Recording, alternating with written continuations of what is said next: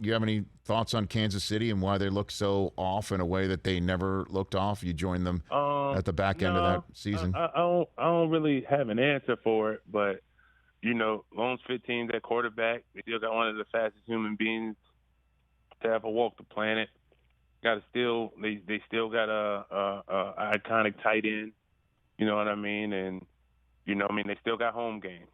So as long as they got home games and the shot, and every game starts 0-0 and they got a shot to win it, they're gonna play. So I mean, it's still a long season. People don't realize that, but that extra game changes everything.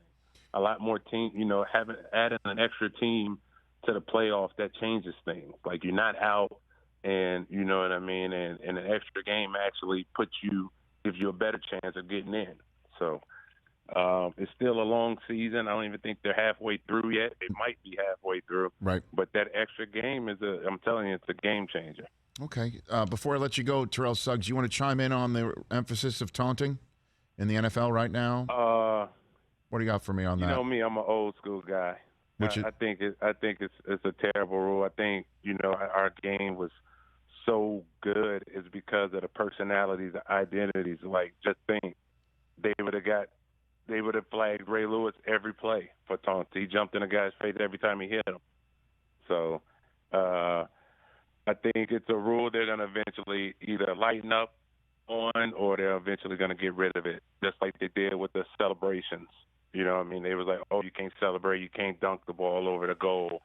You know what I mean? But then they eventually brought that back because they realized it was good for the game. So hopefully the NFL do the right thing and ease up on it, or eventually just get rid of it. Well, I mean, I don't mind if we're taking out somebody standing over somebody or throwing a football at somebody. Like that has no place. But that has no place. But when you still have sportsmanship. Correct. But when you're now putting such an emphasis on it that an official that doesn't see the front of their body, but just sees the back of somebody staring at a bench and thinking that maybe he's saying something, and we're throwing a flag without knowing. Now we're in a totally different ball of wax, like what happened on Monday, and I can't stand that. That one just infuriated. I think it has too much of the outcome of the game, and you don't really want to take the outcome of the game out of the field of play on a call like that. Hey, you watched all the way to the end. Thanks for that. Watch more right here.